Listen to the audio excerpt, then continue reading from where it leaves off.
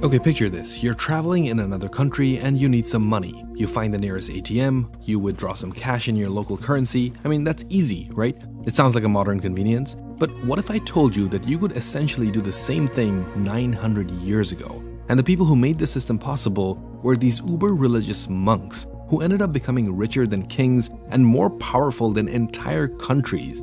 They controlled the world's first international bank. I mean, it was great times for them. But that was until one king found himself a bit too much in debt to these guys. So today, let's get into the secret story of the Knights Templar and how they still impact us.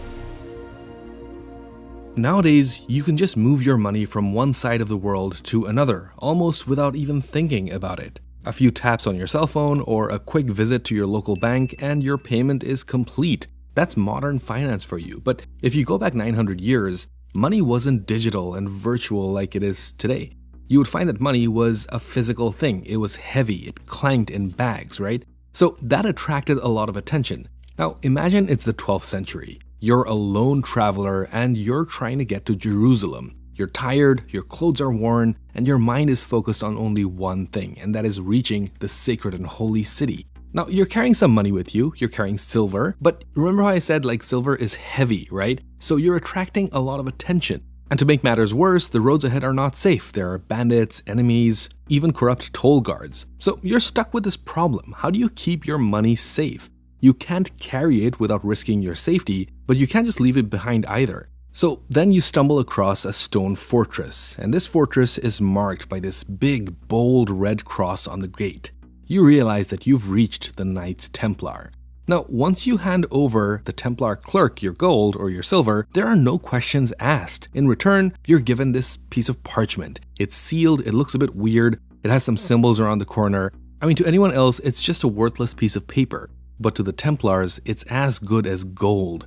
You see, the Templars created this system that we pretty much take for granted today. The Knights Templar essentially created the first ATM. And if you think about when that was, we're talking about the 12th century. But the idea of the ATM, the idea that you can put money in to an institution and withdraw it from multiple places, no matter where you are in the world, the Knights Templar made that happen. The ATM as we know it today wasn't invented until the 20th century, but long before banks existed, at least how we know them today, the Templars figured out a way to essentially achieve something very similar. And here's how Templars' ATM system essentially worked. A traveler or a pilgrim could deposit their silver at one of the Templar fortresses, and then they would take that piece of parchment that I mentioned earlier to another Templar fortress along their journey. Now, this meant that they didn't have to carry their silver physically. They were told that they could withdraw their silver, the exact amount that they had deposited in the first branch, and withdraw it in the second branch whenever it was convenient for them. I mean, it was secure, it was safe, it was convenient, and the pilgrims would just resume their journey holding that fragile piece of parchment that everyone thought was just a worthless piece of paper. Now, while all of this was taking place, across the sea, something massive was happening. The Crusader armies were marching in full force. And just to get on the same page who the Crusaders were, they were basically medieval Christian warriors who fought religious wars to reclaim the Holy Land. And the 12th century was a time of intense conflict and the land was under siege. You see, Jerusalem wasn't just any city. It was the heart of Christianity. It's where Jesus Christ had walked and chatted with the locals in the common tongue.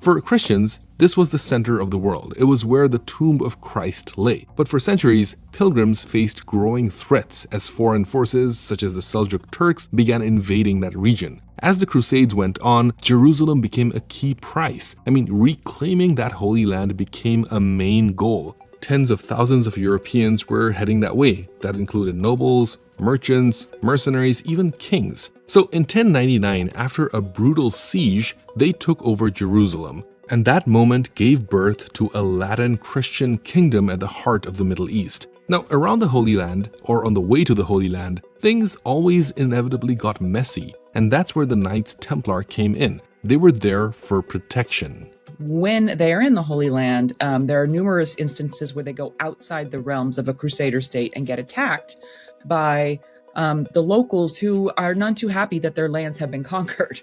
So the Templars come into existence. You see, the Templars defended the pilgrims and the Holy Land by arming themselves. They started with swords and shields, but over time, their power and reputation grew to mean something else. You see, the pilgrims trusted them, not only with their safety, but with their money as well. And that's why the Templars evolved from battlefield warriors to international bankers. Of course, they did not call themselves bankers. They didn't think it was banking, but that's exactly what it was. By 1150, the Templars had started issuing what we now call letters of credit. Like I mentioned earlier, you could deposit your silver in one of the Templar fortresses and weeks later pick up exactly the same amount of money in Jerusalem without all the heavy bags and the risk of theft and personal injury. You just needed that one slip of parchment with the encoded messages on it, and it was accepted across their entire network. I mean, this single practice would change finance as we know it forever. Because now the poorest traveler could make it to a Holy Land without any money in hand, without getting robbed on the way.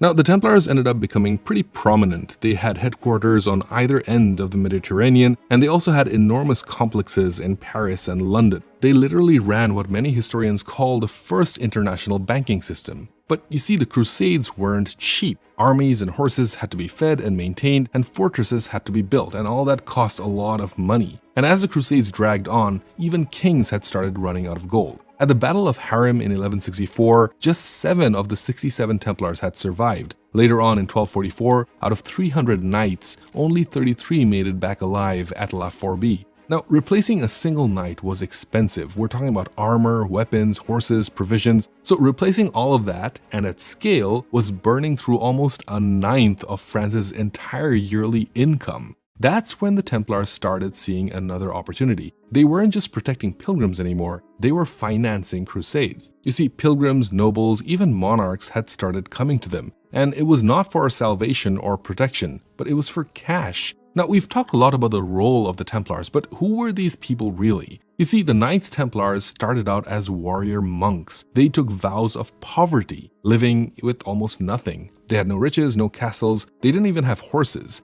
They rose from holy vows to battlefield glory, and eventually they carved their name deep into European history. They were founded in the early 1100s, and they were created to defend the Christian faith and protect pilgrims on the volatile roads around Jerusalem. Now, in the beginning, this was their purpose. The Knights Templar were formed for one mission: to guard pilgrims and to defend the Holy Land. But as victories stacked up and donations poured in, their influence began to shift. You see, the more people they protected, the more they got fame. And with more fame, it brought in more trust. And with that trust, their fortune started to grow. Soon, they found themselves managing assets, issuing letters of credit, and quietly holding one of the most sophisticated financial systems medieval Europe had ever seen. With time, their empire grew. Basically, the Knights Templar had something that no one else in Europe really had at the time: an international network backed by what essentially was a private army. Dozens of commanderies were stretched from Scotland to Jerusalem, all flying the same red cross. It looked like military outposts, but they operated like early financial hubs. They created a financial system that actually worked. I mean, a medieval prototype of a modern bank. And look, this wasn't just a pious act of charity. It eventually became a fee-based service, and they exercised an enormous amount of restraint when it came to spending the wealth that they were accumulating. The rents and the tithes that came in from that property just went back into the order and didn't go out again. It was just coming into the system in order to shore up the system, to enhance its defenses, to make sure that it could recruit more members. Now, what made the Templars powerful wasn't what they held, it was who trusted them. People trusted them with their lives and with their money. They were regarded as very trustworthy, very valiant, and so because of that, people felt comfortable giving their money to them. And because of this, local lords gave them privileges that others could only dream of. In places like Champagne, the Templars were allowed to collect tolls and customs at markets and fairs. I mean, this was some pretty serious money because those regions were packed with merchants and pilgrims. But they hit the real jackpot with the support of the Pope. You see, the Templars were given an official exemption from paying tithes. That basically meant it was a medieval version of a tax-free status. Sort of became wealthy in spite of themselves because they were excused from paying certain fees and tithes and other costs that sort of average people or other orders might have to pay. And as a result, now the church would even allow the Templars to profit from the spoils taken in battle. With their extensive land holdings and revenue-generating monasteries, they were built into a powerful economic infrastructure. And when an institution becomes that powerful that it handles more money than kings, it eventually becomes very dangerous to certain people. And one king just could not let that stand. While the Templars expanded, one man was watching with growing suspicion, and that was King Philip IV of France. Now, at that time, France was bleeding money, but the Templars, on the other hand, were at their peak. Eventually, a situation arose where the strength of the Knights Templar was eventually perceived as less than sacred.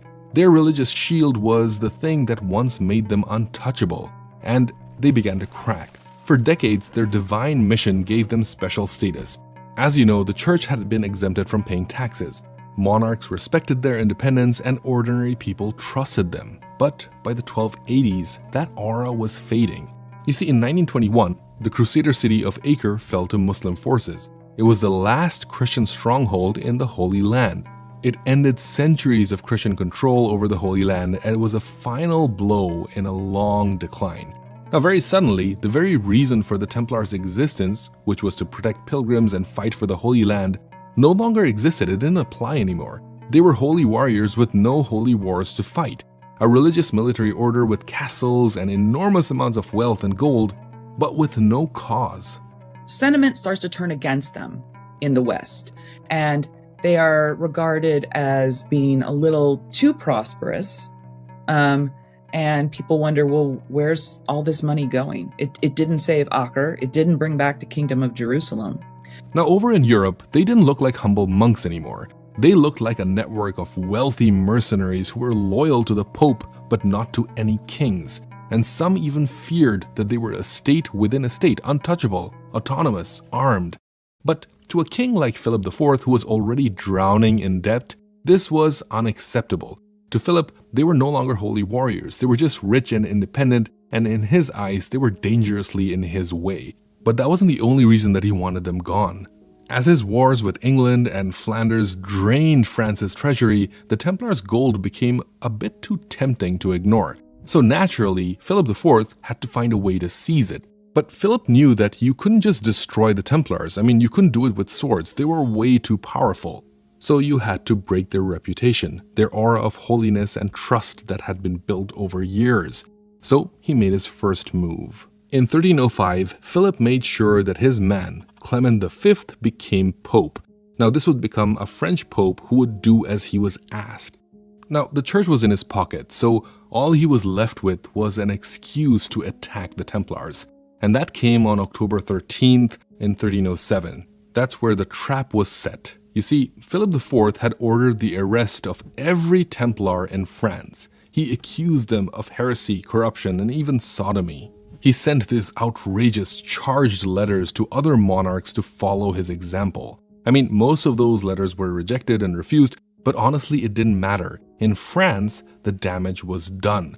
Jacques de Molay, who was the Grand Master of the Knights Templar, was taken, and so were hundreds of others. So for the next 7 years, they were interrogated, tortured, and slowly broken. Over time, some of them died, and some confessed to crimes that they had never committed. But once the arrests were done and all the trials were over, there was still one big question that was left hanging in the air. What would exactly happen to all that money that the Templars had? Well, Pope Clement V had an answer to that. In 1312, he issued a papal bull called Ad Providem. It was basically a legal memo from the Vatican saying that the Templars are finished, and he instructed that their wealth should be passed down to the Knights Hospitallers. Now, just for context, the purpose of the Knights Hospitaller was to care for the sick, the poor, and the injured Christian pilgrims.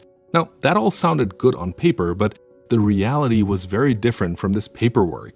In France, King Philip didn't just hand over the money. He kept most of the Templar lands for himself, and his heirs held onto them for another 500 years. England followed France's lead. The lands didn't go to the Hospitallers either. They were split amongst the crown and noble families. Now, this version of Game of Thrones in real life kind of played out till 1338. In many parts of Europe, the handoff never really happened at all. The Templars' assets were quietly swallowed by kings and dukes and bishops, and everyone just kind of turned a blind eye to it. Now, this is where something bigger was beginning to shift. As monarchs and nobles seized Templar lands and financial infrastructures, the old rules of feudalism slowly began to break down. The rules no longer really relied solely on the loyalty of vassals or land-bound peasants. Instead, they began to wield finance and, through it, power. Now, for the last time, wealth could be centralized and moved without armies, without castles, even without permissions from the old feudal hierarchy. In other words, the system the Templars had built literally planted the early seeds that would quietly undermine feudalism. Publicly, the Templars were gone. Institutionally, they were erased. But the infrastructure that they created, we're talking about encrypted ledgers, cross-border finance, trust-based banking, all of that stuff didn't vanish, it only changed hands. Now, with the fall of the order, someone had to fill the vacuum, right? I mean, some former Templar patrons and staff probably found their skills useful in emerging banks in Florence and Venice.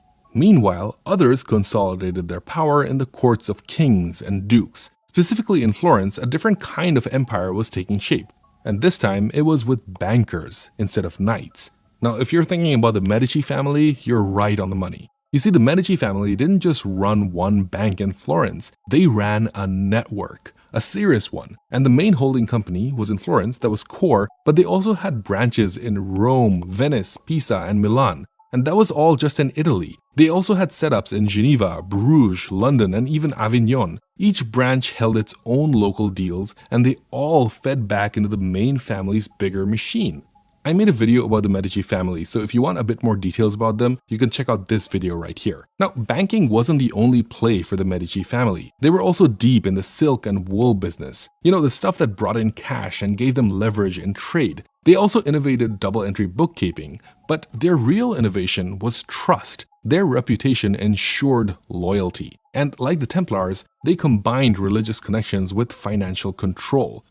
Their legal and financial decentralization reflected institutional methods that were pioneered by the Knights Templars and the Hospitallers. Later, the Rothschilds banking dynasty, which began in the early 19th century, also elaborated on the branch-based multinational model. This tight-knit family-run operation quietly bankrolled wars, rebuilt nations, and lent to empires and emperors. All of this using a structure that looked pretty familiar. They used the same kind of cross-border coordination, institutional trust, and ledger-based accounting that the Templars had laid the foundations for centuries earlier. Now, if you fast forward a few centuries later, Swiss banking systems would adopt a similar model. They would talk about absolute client secrecy, immunity from outside interference, and independence from state control. The Swiss bank secrecy law of 1934 can be traced back to practices that mirror Templar ideas of confidentiality and legal independence. You see, offshore finance, the way that it works, follows a lot of the Templar trust-based systems. They thrive on trust networks, intermediaries, and cross-border secrecy, a lot of the same principles that the Templars used. And modern central banks also operate through a closed network of trust, often above the nation-state. The same silent mechanisms that the Templars once ran through London, Paris, and Jerusalem now moves billions of dollars through Basel, Frankfurt, London, and New York. The Knights Templars haven't existed for over 700 years, but if you walk into any bank today, you'll still see their fingerprints. Their letters of credit are basically the granddaddy of your ATM or your credit cards. The network of outposts across Europe and the Middle East is the blueprint for international banking branches. Their meticulous record-keeping, or let's just say the medieval scribes that they were using, was a version of double-entry accounting, which was centuries before Excel. I mean, the legacy of the Knights Templar lives on, not just in books or conspiracy theories, but in your local bank. I mean, sure, their bank was eventually shut down. Their vaults were emptied and the symbols were erased, but their ideas didn't disappear, and their skills were just perfected. Their wealth and financial systems were absorbed into other institutions, tweaked, expanded, but not forgotten. And their influence didn't just stop at money. The Knights Templars weren't just warriors and bankers. They were also caretakers. They built hospitals, sheltered the sick, and gave to the poor. They saw banking not only as profit, but as responsibility, and today we would call that corporate social responsibility. So yeah, a lot of parallels between how corporations and banks work today. They take a lot of inspiration from the Knights Templar, even if they don't really know about it. Now, the Templars weren't all just good.